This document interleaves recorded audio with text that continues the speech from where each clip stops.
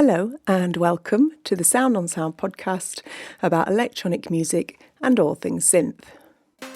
I'm Caro C and this time I'm talking to Hannah Peel. Hannah is a British musician, composer and BBC Radio 3 presenter.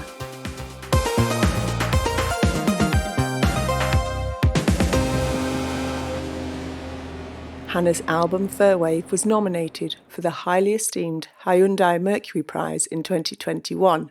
And other projects include working with John Foxx, Gary Newman, Dot Allison, Paul Weller, and more recently with the Paraorchestra with her new album, The Unfolding. She also makes music for TV and film, including Game of Thrones, ITV dramas, and Greenpeace. Hannah loves her synths as well as lush string arrangements, so we had plenty to talk about in terms of the development of her career and how she builds her music. Here's a taste of Hannah's music to get us started. This extract is from my favourite track on Fir Wave, and the track is also called Fir Wave.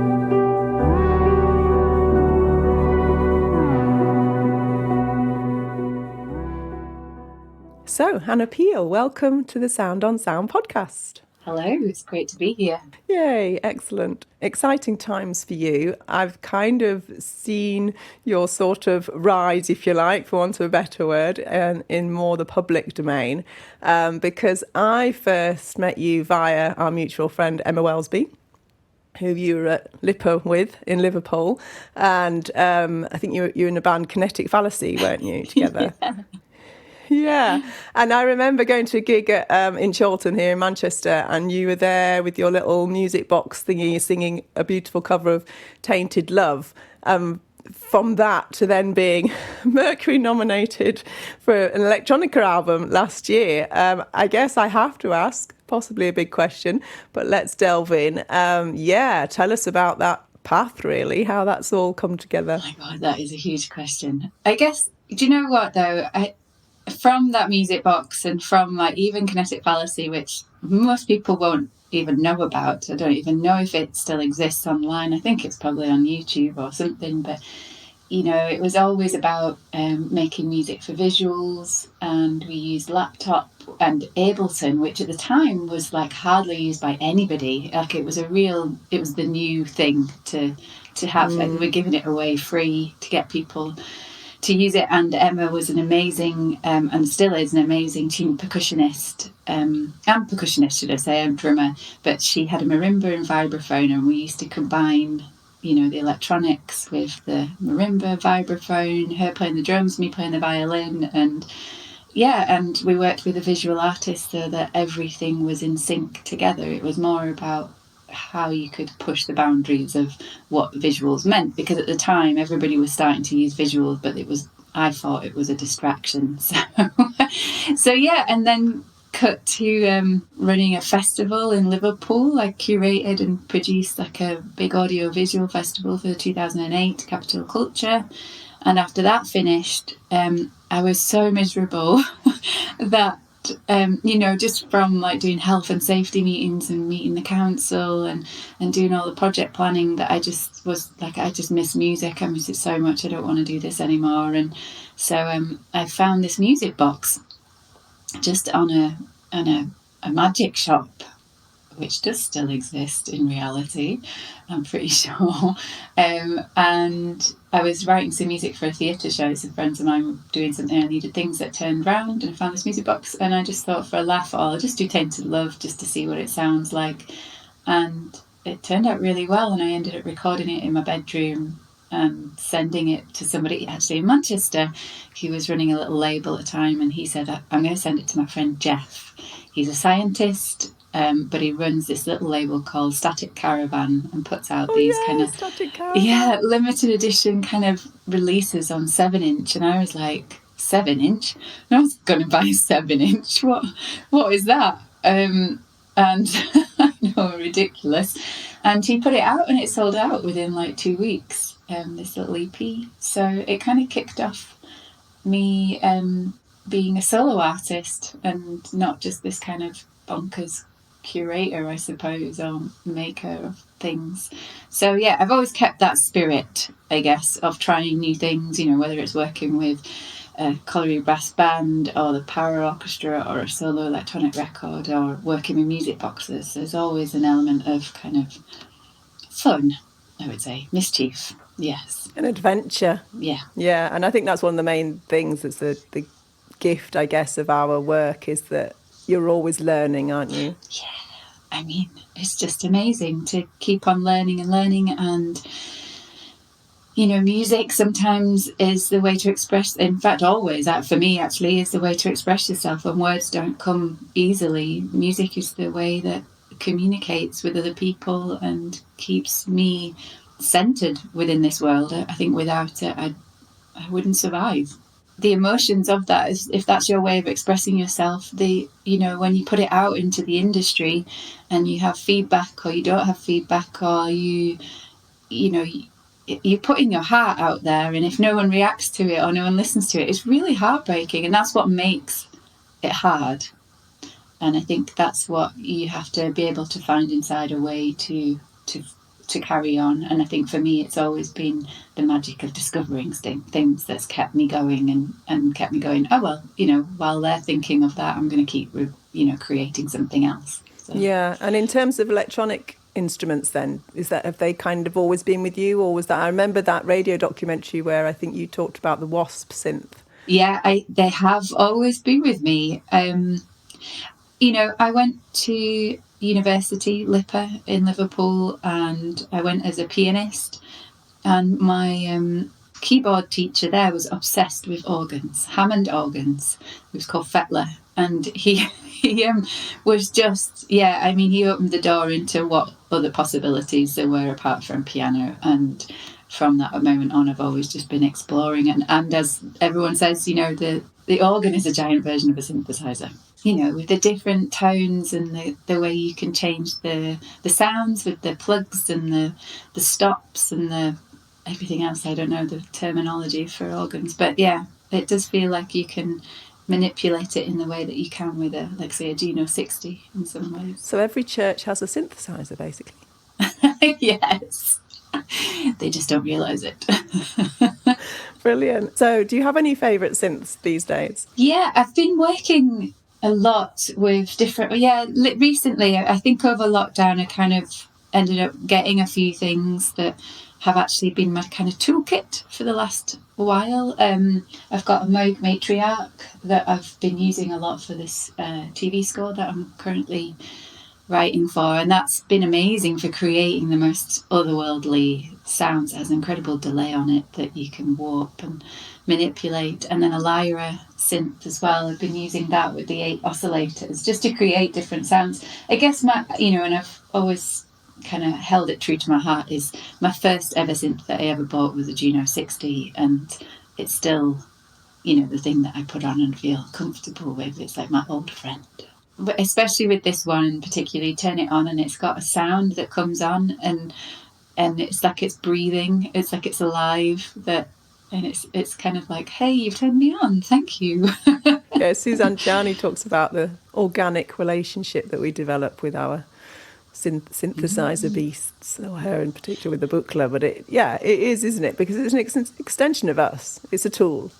Yeah, definitely. And would you say that you're kind of split between software and hardware, or more software than hardware? It just depends what I'm working on. At the moment, I'm very, very much, you know, I'm using the synths as kind of a tool to create, but then because I'm doing so much TV and film, I'm in the computer a lot.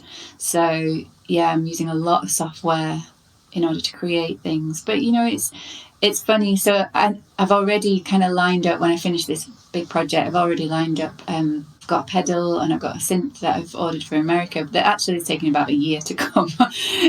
But once that comes, I'm really looking forward to just being able to tangibly touch things and play with things, because I've not had that opportunity for like 6 months now. It's just been so crazy with deadlines. So yeah, that is going to be really refreshing to go back. Yeah, so tell us a bit about the projects you have been up to in the last couple of years, including a Mercury nomination. Yeah, Fir Wave. I guess let's start there, because that's the most, I suppose, that record was never supposed to come out. It was written as a library record.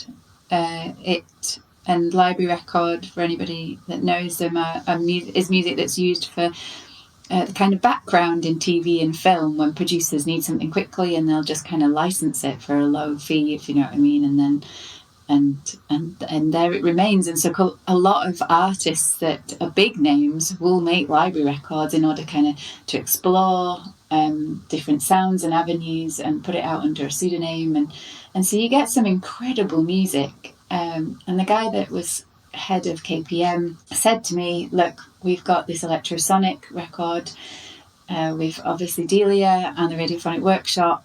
Would you like to take it and make and do anything you want with it and create it into a new kind of electrosonic record? And I was like, wow, yeah. And I got to like hold the original record and took some pictures, went away for about a year and just went, I just can't do this. There's a feeling of sometimes when you have your heroes, you just don't want to touch their things and you just want to leave it as it is. So, and at the time I was like, I just don't want to take samples from this and remix it. It's just not me, and I don't think I'd be doing it justice. So eventually I decided to re-sample the sounds instead and make them into my own instruments. So I just took tiny fragments of pieces from the album and made them into new instruments so I could play them in any key and manipulate them and move them around. And that's how Fir Wave was born, really. So yeah, you do hear elements popping out of the original record, but it's so kind of taken to a new level. It's definitely not a remix record. It's its own body of work. What was your sampler of choice then for doing that? Contact, actually. Yeah, really good for that kind of thing. I haven't used any others. How much of that record would you say is actually from those component parts? Or was it that they were the starting points, they were the springboard, and then you added your own palette, if you like? Yeah, they were definitely the start of inspiration. And I guess they're woven in such a way that not even I recognise them anymore.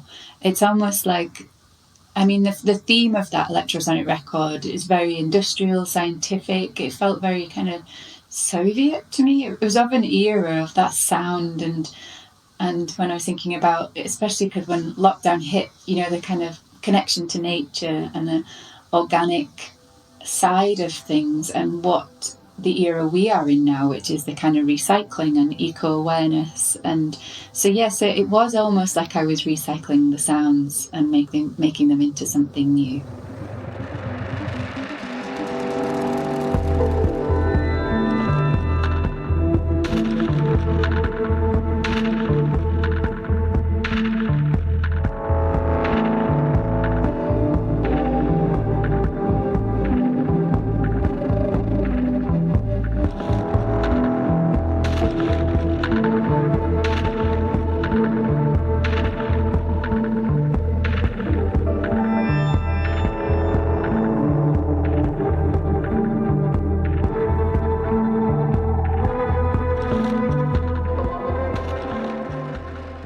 That was your own label you released it on. Yeah. And how did that feel to get that extrinsic recognition from something as huge as the Mercury Prize? That is insane.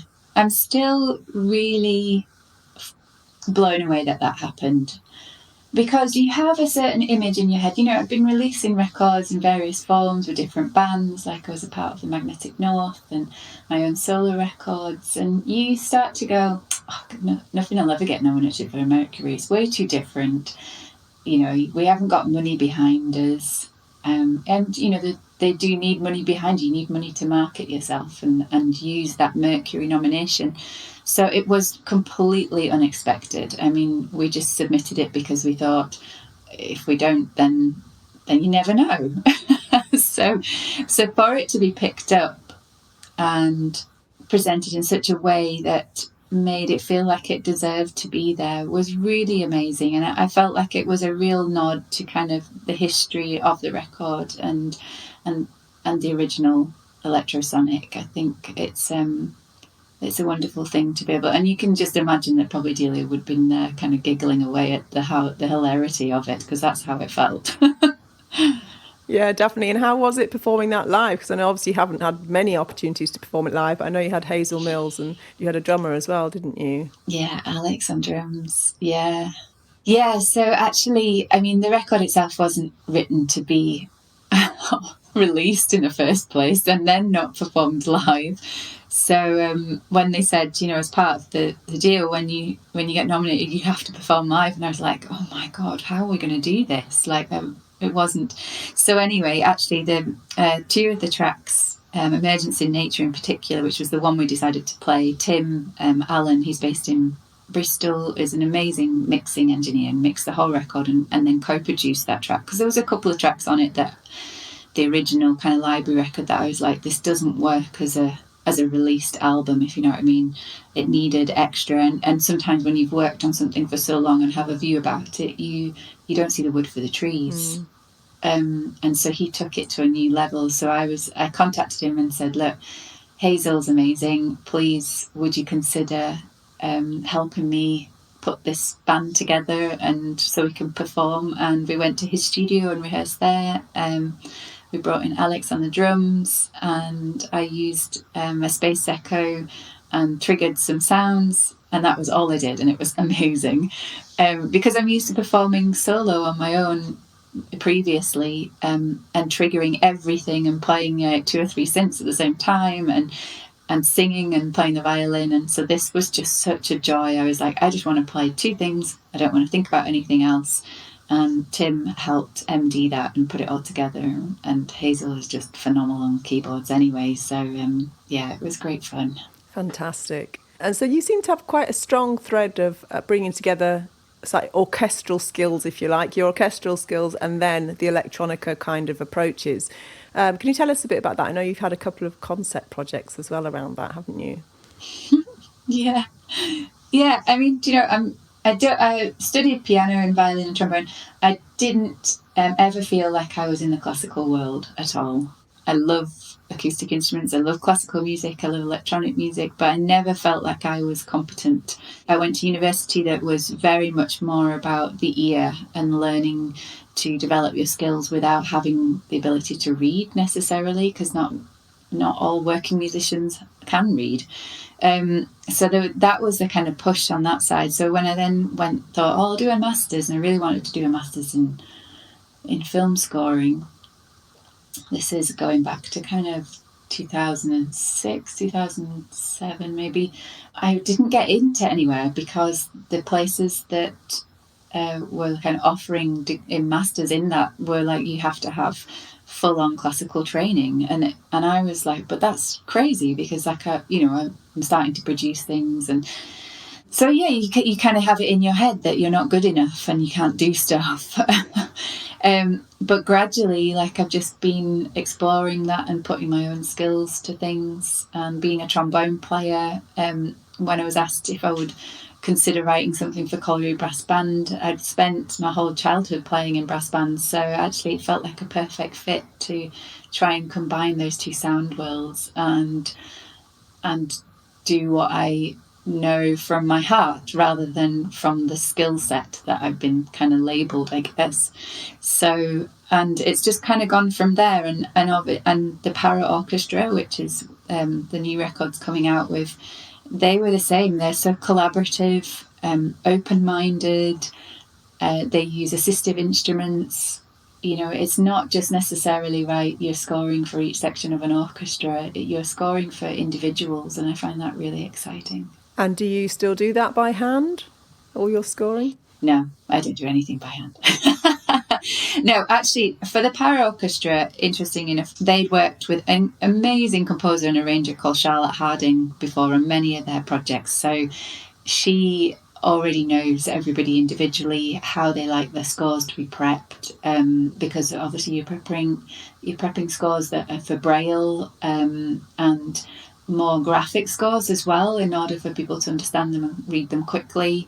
And so she worked with me very closely on how to do that.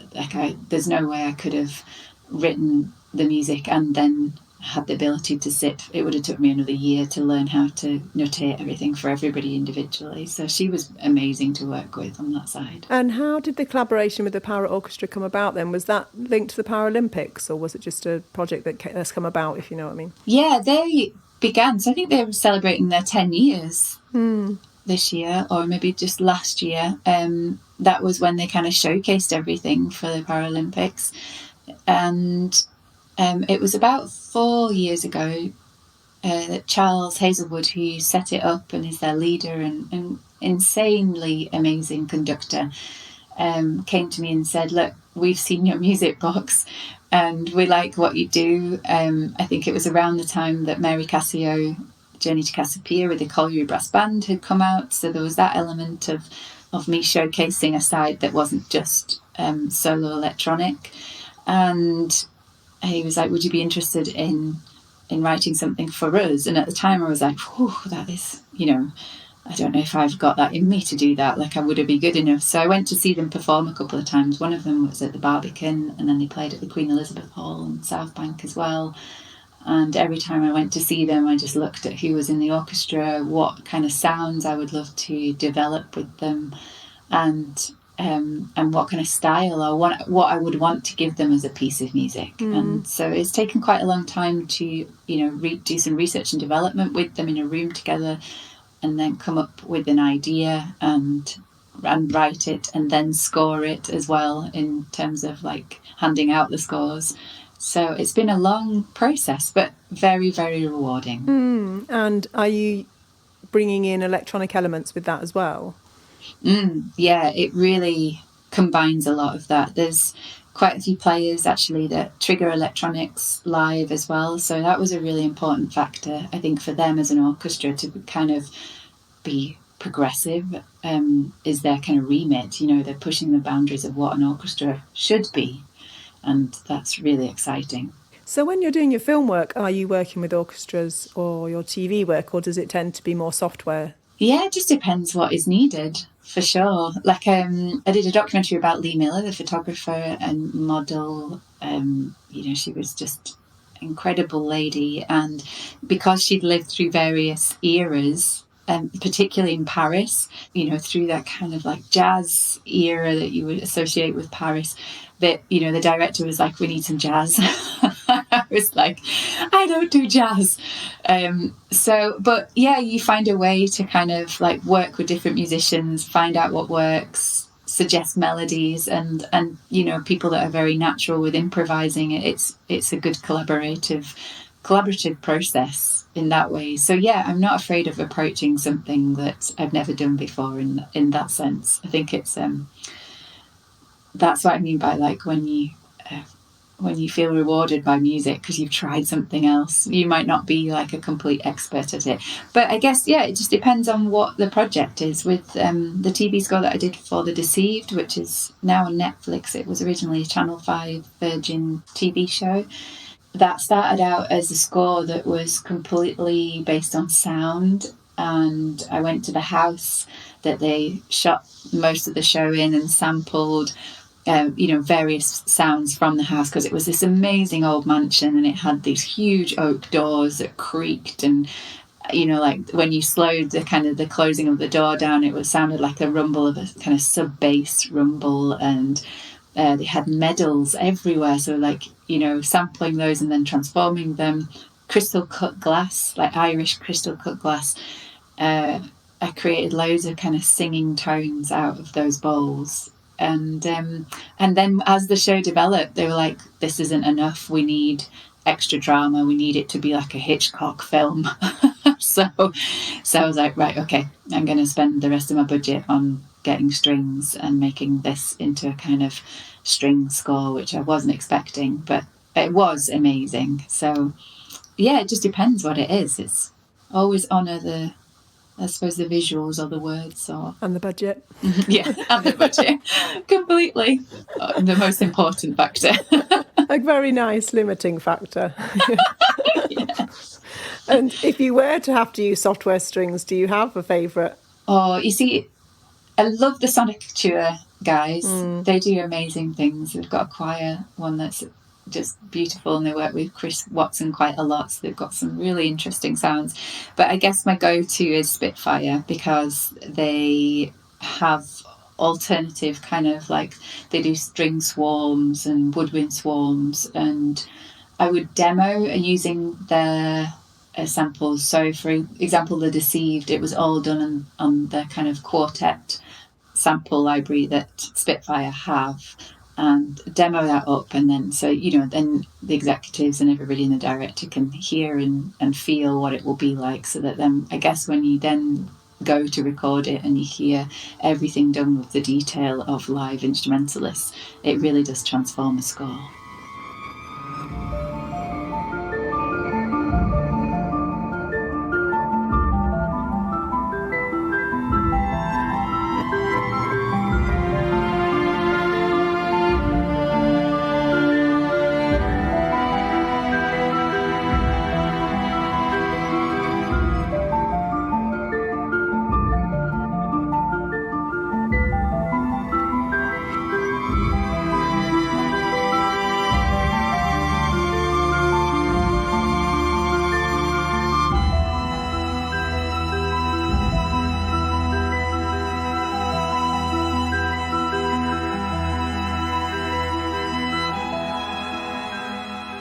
And given your variety of projects that you work on and have worked on, are you one of these people that I like a different palette, I like a different set of tools each time, or are you more like me where my SSL dynamic controllers come with me everywhere, things like that? How would you describe yourself in that sense?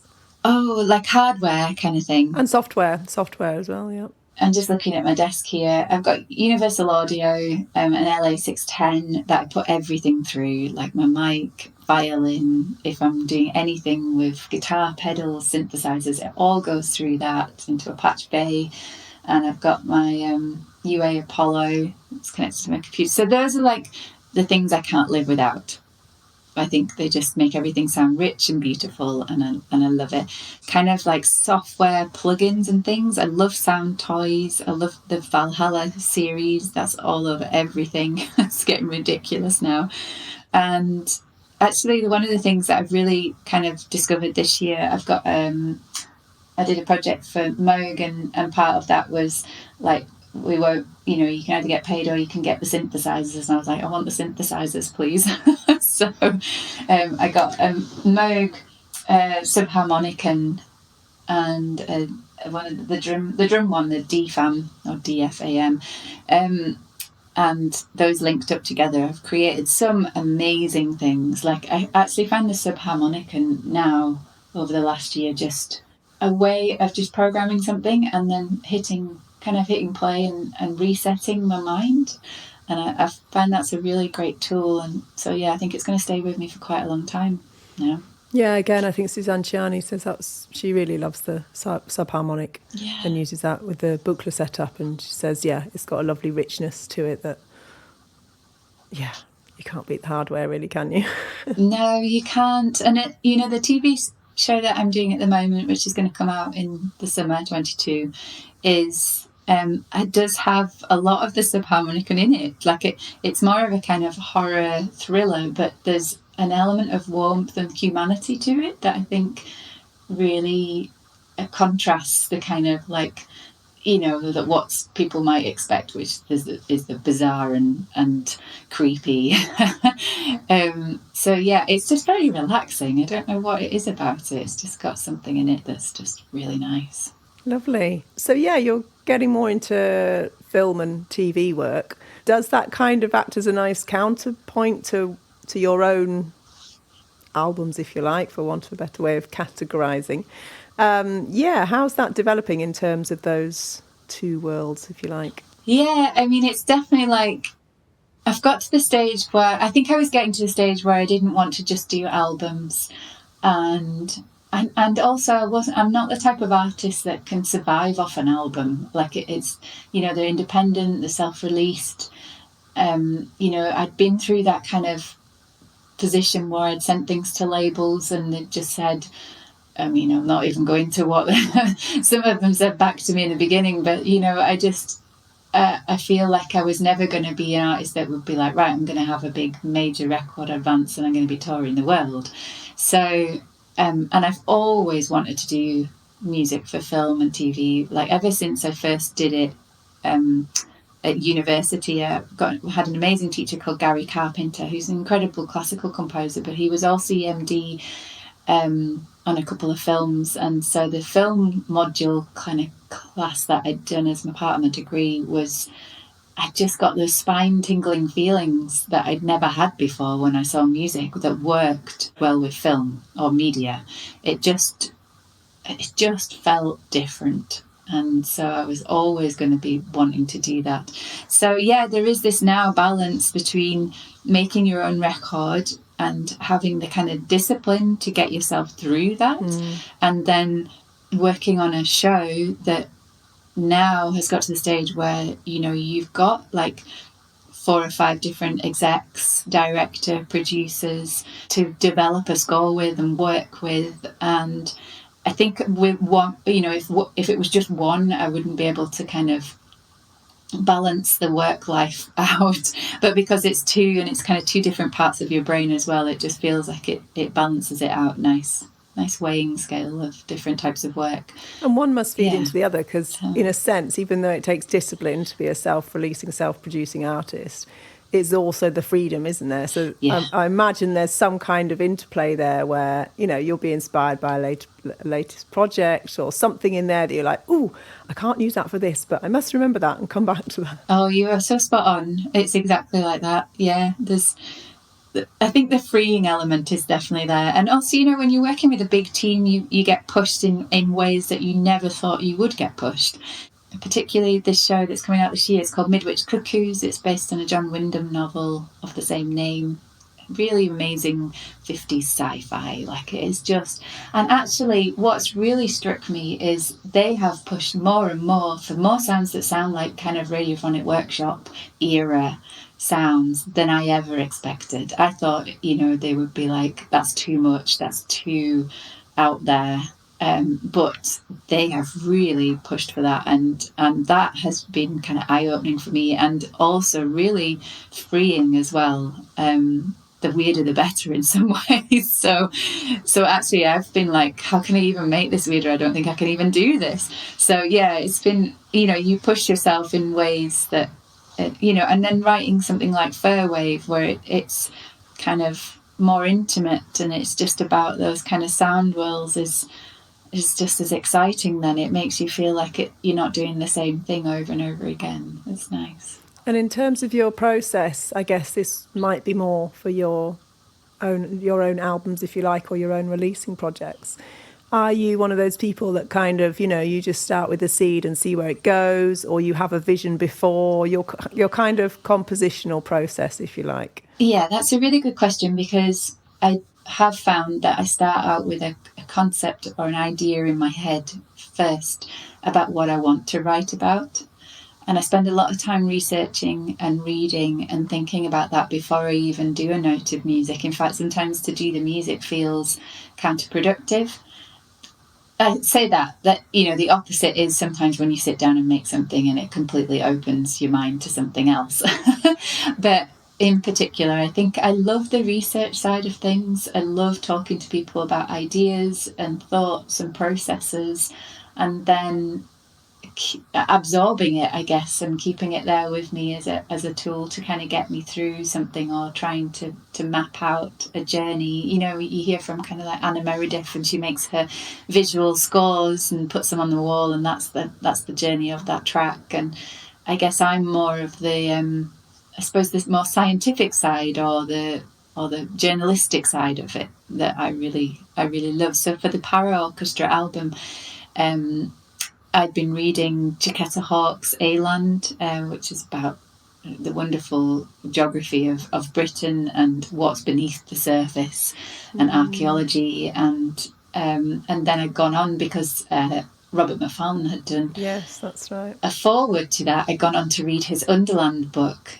and because I'd been thinking about the deepness of the earth and stone and rocks, and how, like, for example, even just living by the sea, how pebbles are shaped, and thinking of like artists like Barbara Hepworth, when I read Underland, it just solidified everything that I'd been trying to put into words of why I wanted to write a record about rocks.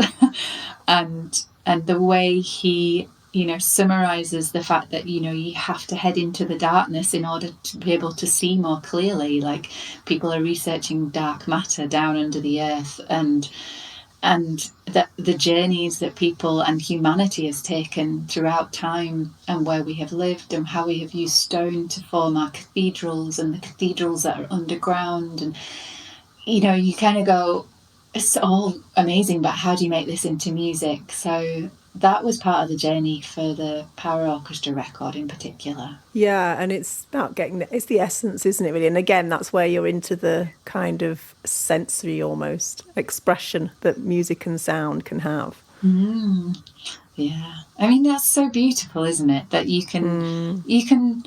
don't have to say words in order to express something or a feeling. And I guess one of the things that I really loved about the Mary Casio album was when you're with all those brass players and they're playing something so rich and powerful, and they're breathing at exactly the same time in the most magnificent way, combine that with synthesizers like the subs and the high-end tingles, you end up with something that feels huge, like you're part of the universe, but it also makes you feel minuscule, like tiny. And that feeling of that pull between the two was really enlightening, and that's the point when you're performing it live that you get those emotions arising or tingles down your spine. And when we first performed that record, before it even became a record, there was a moment in the audience where you could see people were crying, and I was wanting to cry because that overwhelming feeling was so big. But it didn't, it wasn't like I was saying to anybody, here, this is a really upsetting story. It was just a feeling. It was almost like the airwaves were just kind of bouncing in a way that just drew on that emotion. So I don't know, not that I want to find that every time, but there's definitely a part of me that wants to connect to music and the world in that way.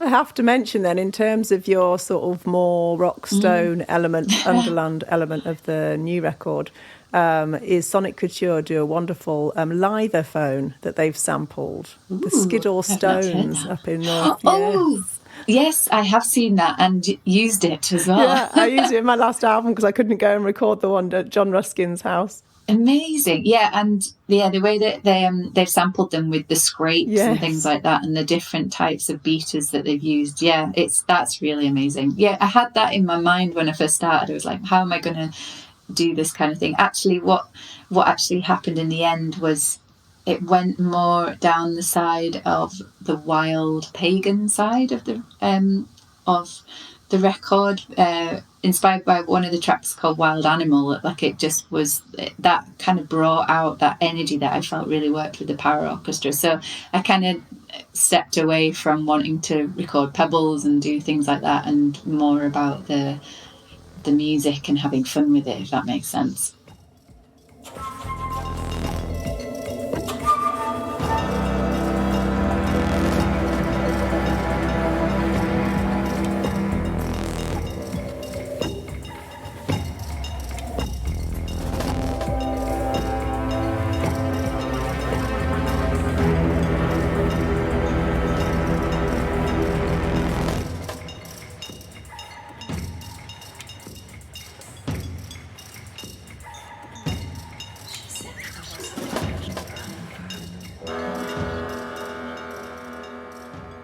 And so in terms of being a producer then and learning all the production side of things, would you say you've pretty much done that self-taught? Yeah, without doubt. I've picked up tips from people. I mix or have incredible engineers that I've been able to work with over the years. And, even working at the moment on this TV score, there's Michael Keeney, and he's based over here, and he's an incredible producer. He's worked his whole life in studios for like the likes of even like Van Morrison, and he's now, just a producer and an orchestral arranger. But even just sat with him yesterday mixing, and I asked him about something about distortion, and he gave me a few tips about even layering. Like I was saying, I just can't get the drums big enough. And I've put distortion on them. What am I doing wrong? Like it just doesn't sound like production wise big enough. And he was like, okay, layer it up in this way, cut the top end out, just use the sub in that way. And I was like, okay. And you end up picking up these things and learning them because you're with other people that know. And actually we're in a kind of era where actually, men are sharing their technical abilities and things with you. Like you're not just kind of viewed as a songwriter or a singer, which I definitely was in the beginning. Nobody wanted to share what they'd learnt with me. It was just like they'd share it between themselves. Maybe if you were in a band and you were with other guys, they'd talk about it. But it was almost like, oh, she won't be interested. Whereas that's all I wanted to know about. I wanted to learn. So I didn't have the confidence to go and do like a production course and pick up these tips and learn mixing. I just learnt it in a way that was a bit more secretive and developed it myself. And I worked with Alan Cooper a lot over the years, and as he was learning production skills and mixing, he was also then sharing them with me as well. So that was a really amazing experience. And I wonder if Sound on Sound has been any help with your recording production development. Yes, definitely. There's always been a Sound and Sound copy somewhere. I know, it's so helpful, isn't it? I mean, I remember just absorbing all that and just the forums, the questions you can ask, and great resource in that sense. Yeah, and do you know these, like, sometimes when you're younger, I don't know if you remember the magazines where you could buy like a kit and then you collect it and then you put it into a big folder, and you'd have all the magazines and inside it, say like it would be like car making kit or I had a detective one, and like there were like manuals that you collected and put together, and I never really knew what the adult version of that was until I found Sound and Sound or Tape Up Mag, or like, and you just find them in studios laid around. You're like, oh, what's this? And then you get into it. So I think it's definitely changed the way I've viewed my reading. And again, Sure. I think as women sort of getting more confident, it was a kind of private way of being able to absorb all that without exposing yourself to any kind of whether it's any kind of what might feel like disrespect. Yeah, without a doubt. It's definitely it's funny, isn't it? It's just you're just not given the information when you're younger, I guess. But now I'm much more, I've trained my brain much more to kind of go and find things. I didn't have that 10 years ago even. Like I just would have kind of gone, oh, I kind of want to know about that, and then I just forget about it and move on or do something. But now I'm like, if I hear about something, I go and find it, I research it, I ask people, and it's just about training your brain in that way. Like even though I did really well at university, I never really developed that skill. It's kind of just a given, of like, oh, your teachers will tell you, and then when you leave, they obviously don't tell you stuff anymore. So it's definitely a skill I've picked up over the last 10 years. And of course, along with that sort of more private, safe space of Sound on Sound, there must have been interactions within the environments that you were working in as well. Yeah, I was really lucky that when I was making my very first record in 2011 with the producer Mike Lindsay, this was just after the Tainted Love Music Box stuff, and Jeff at Static Caravan said, oh, we'll put you in a studio with Mike and he'll tell you what to do. And I was like, okay.